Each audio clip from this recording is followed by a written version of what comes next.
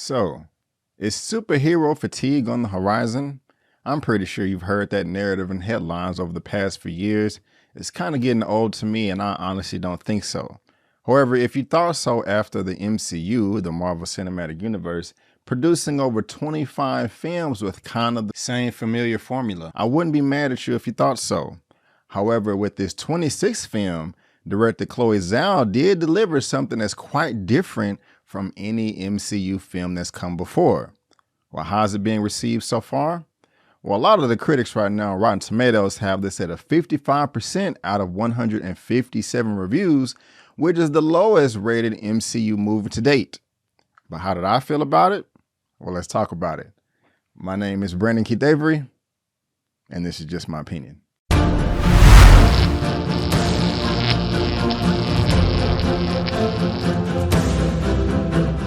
Hey, what's going on, everyone, and welcome back to another episode of Just My Opinion for my movie review for Eternals. And if this is your first time finding me and you happen to like the video, please give me that thumbs up and consider subscribing. All right, guys, we're here for another MCU film, another Marvel Studios, Marvel Cinematic Universe film. You guys know I love these. These are my most favorite type of entertainment out there in the game, in the business, besides martial arts films. Now, if you did not know, if you are new to my channel, I did do an out of theater reaction, which you can check out right here on my channel.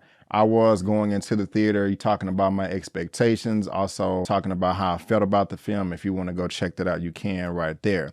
But this is something that I really was looking forward to right here. My expectations were super high initially when news first started coming out about this, with Kevin Feige especially saying this is the best MCU movie we've ever done. It's going to be Oscars and blah, blah, blah. And it made sense. I mean, Chloe Zhao was behind this movie. She wrote and directed it. She is the reigning champion. You know, she did win the Oscar last year for Nomadland. Here she is right here.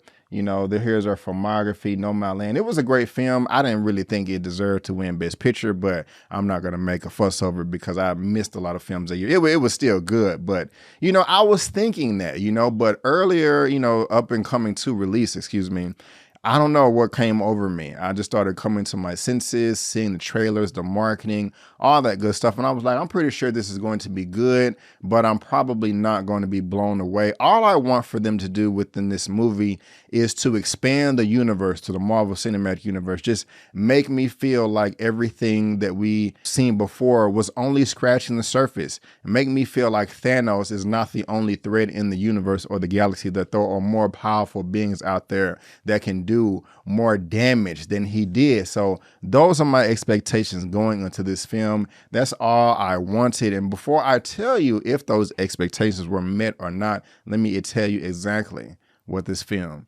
is all about. Following the events of Avengers Endgame, an unexpected tragedy forces the Eternals, and ancient aliens who have been living on Earth in secret for thousands of years, out of the shadows to reunite against mankind's most ancient enemy, the Deviants. All right, guys, now I'm just going to go ahead and tell you how I felt about this film, not waste your time. I really did enjoy this film. I did. Is this the best in the MCU? No, it is not remotely. Is this going to win any Oscar awards or get any recognition like that? Maybe on a technical level, but on best director or best, you know, story or acting performance like that, I don't think so as well. I'm not going to say that the acting was terrible in this film, but me personally, in my opinion, I don't think that this deserves that type of recognition. But hey, that's just my opinion. That's just my 2 cents. Everything is subjective. But I did enjoy the film and it did meet my expectations. I just told you what I wanted to see, what I wanted to get going into this movie as far as them expanding the universe. And I felt they did. And that's something that, you know, I really am satisfied about. So when I walked out of this theater, you know, I was satisfied. But again, I'm not saying that this is the best out there. Now, I remember when the trailer first dropped for this film, one of the things that they asked was, wait a minute, if these Eternals are so powerful and they've been here for thousands of years, why didn't they intervene when Thanos was here? Why didn't they intervene with any of the other world wars or catastrophes that have happened in the past years, hundreds, thousands of years, etc.? They do answer that question in this film early on, and I like the answer that they gave us. A lot of people was turned off in the trailers like, hey, this doesn't make sense. I don't understand. Why are they not addressing this? I never really understand those complaints. I'm just like, okay, they're going to reveal that in the movie.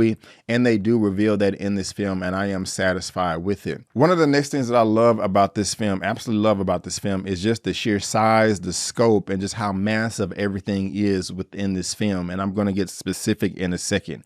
If you do have a chance to go see this in theaters, I strongly suggest you see this on the largest screen possible. You will enjoy yourself. It will enhance your experience. Chloe Zhao did some special things with the camera here. I think when they release it on physical media, we're also going to get like a 4K DI, 4K digital intermediate, and that's just going to make the picture look that much better.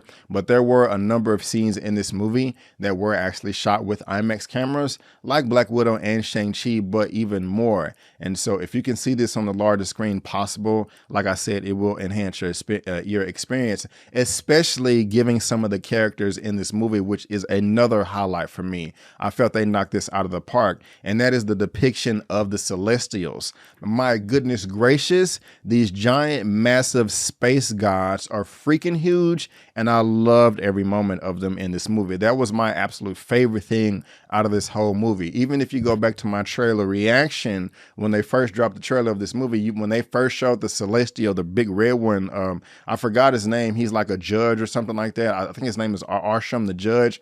When I saw it for the first time in the trailer, I was like, oh, this looks good. And I felt that way times 10 when I was watching this movie. I mean, it is the perfect depiction for me. I mean, I got everything I wanted out of these Celestials, and they're just so big and huge and powerful. And just not even with that much, seeing them in this film, you already know that they are a force not to be messed with. You know, I look at these Celestials and I'm looking at Thanos and I'm like, huh? I mean, they can just go do him like this or whatever. And that's just great. You know, like I said, that helped me reach my expectations. It helped me say to myself, like, wow, there is so much more story and lore that these producers can tell within the MCU that we haven't even got before. Everything in here is just scratching the surface, and like we've barely scratched the surface, and I love that. I love that. I love that.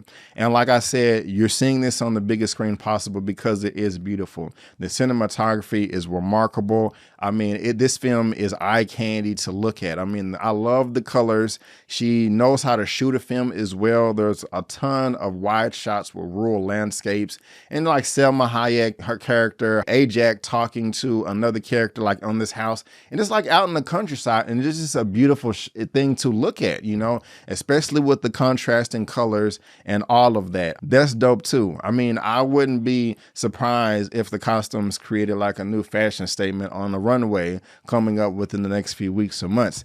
I will rock some of the outfits that they was wearing in this movie. Marvel has always done a great job with their wardrobe and costume department, especially in Black Panther. I liked it a little bit more in Black Panther, I'm not gonna lie, and you may consider me biased, but that's fine. But the costumes was popping in this, and seriously, you know, I may want to cosplay as an Eternal or whatever sometime because it was just that dope to me. And just also looking at the Eternals, there are 10 of them, and I keep talking about contrast and color, but you know, you do get a mixture of all the Eternals, and that makes sense given who they are, that they make up the world. I mean, you got half men, half women, black, white, red, yellow, brown, all different colors, shapes and sizes and all that good stuff. And I just like that mixture.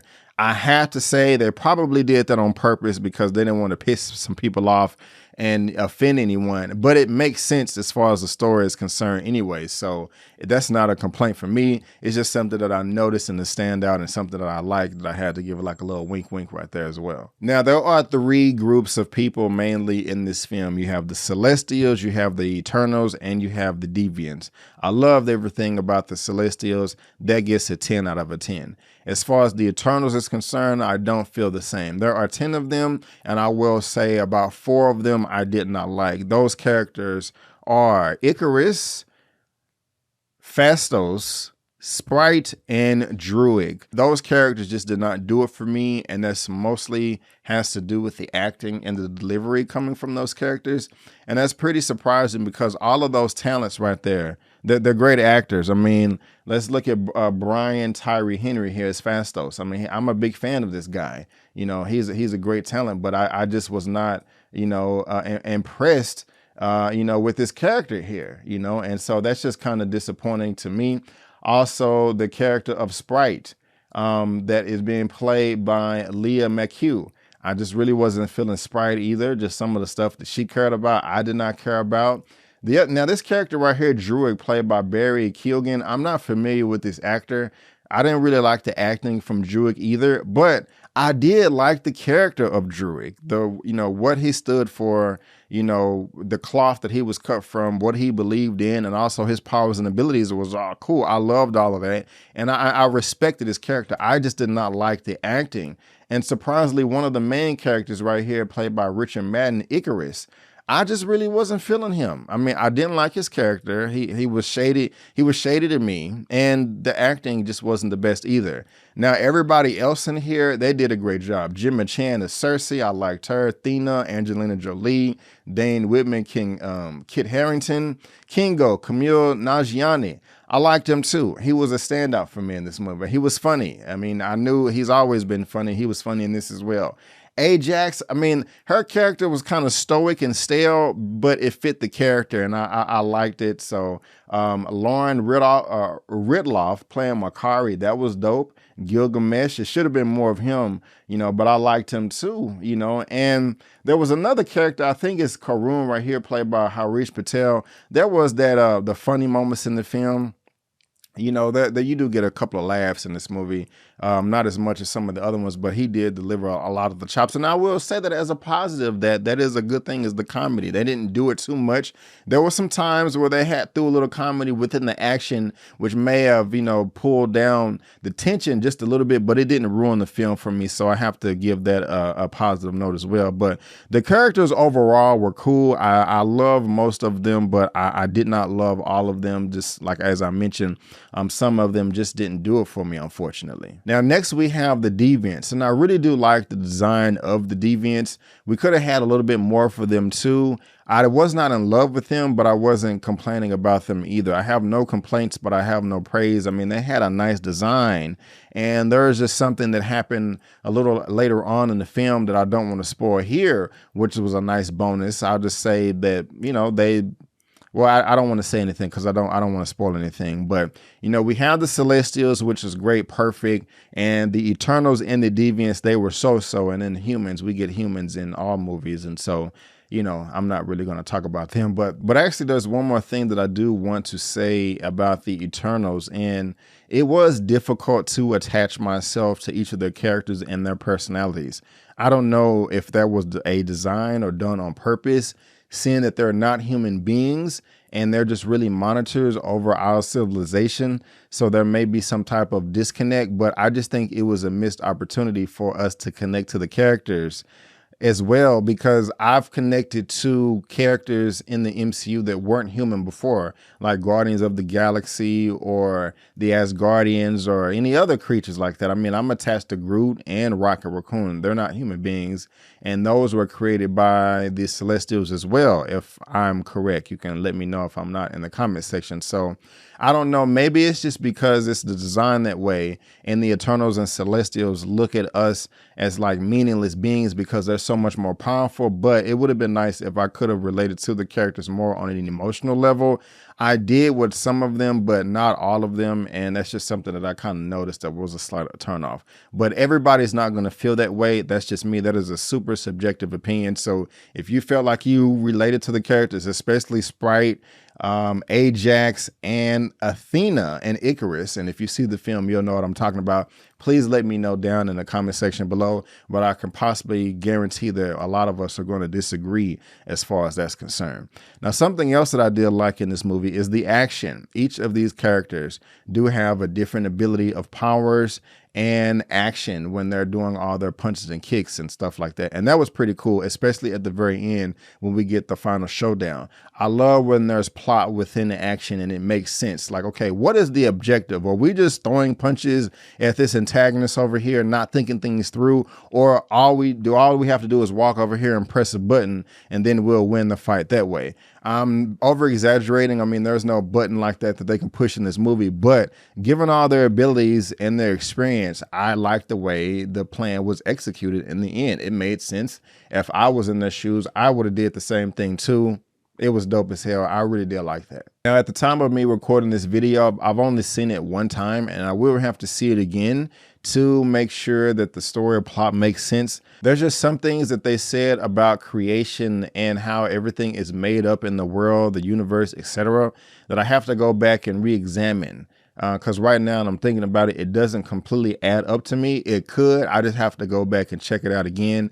I don't know if I want to consider that a knock or not, that I wasn't able to comprehend it the first time. It could have been bad storytelling, or it could have been me not paying attention, just to be completely honest with you. Now, another thing that most people will complain about is the pacing of this film. It is coming in at 2 hours and 30 minutes, and it does feel long. And I don't mind long films because Avengers Infinity War and Avengers Endgame both were longer than this, especially Endgame. It was 3 hours long and Endgame flew by.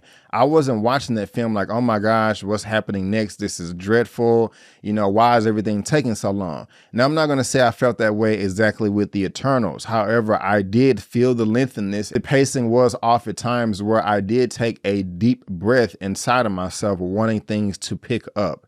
And as far as the pacing and the tone of this film, like I said at the very beginning, it is completely different from any other MCU film that you have seen before. Like I said, all of the critics gave it a lower rating. I don't know how the audience is going to feel about that. But for me, my expectations were met, and everybody does have different expectations. So I'm very, very curious and eager to see what the general mass feels about this film, whether they like it, whether they hate it, or where they lie somewhere in the middle. Like I said, I did enjoy this film and I did not love it. It is not horrible, but it is not in the top 5 for me in the MCU. It's not even in the top 10. I have to think about it. It may fit in the top 15, and I may do a ranking of all the MCU films after we see Spider-Man No Way Home. And I'll go ahead and give my rating for this film at the very end of this video. But as for now, guys, that is just my opinion. And I want to thank you so much for tuning in. If you did like this video, please go ahead and give me the thumbs up and also subscribe to the channel. Also, click right here. There's going to be a video popping up of my full spoiler review or spoiler reviews of this film. I may do 2 of them. So click around and subscribe to the channel so you can check all that good stuff out. But guys, if I had to rate the Eternals out of a 1 out of 10, at this time, I'm going to give it a 7 out of a 10. Yes, a 7 out of 10. My guys, again, I just want to thank you so much for tuning in. And before you go, don't forget that my name is Brandon Keith Avery, and that's just my opinion. Peace.